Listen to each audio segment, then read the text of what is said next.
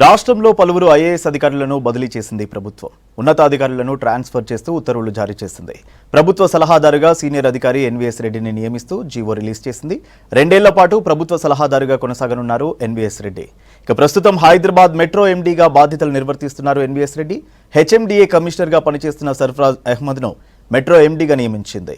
అలాగే HMDA joint సెక్రటరీగా పనిచేస్తున్న కోట శ్రీవాత్సవను జనరల్ సెక్రటరీగా ప్రమోట్ చేసింది. ఉమెన్ అండ్ చైల్డ్ వెల్ఫేర్ డైరెక్టర్గా శృతి ఓఝాను అపాయింట్ చేసింది.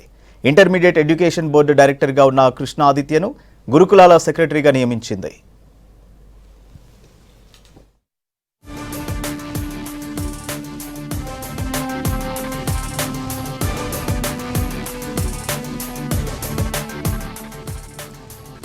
నాన్ క్యాడర్ అధికారులను కూడా ట్రాన్స్ఫర్ చేసింది సర్కార్. సీనియర్ ఐఏఎస్ రాజిరెడ్డిని చీఫ్ రేషనింగ్ ఆఫీసర్గా నియమించింది.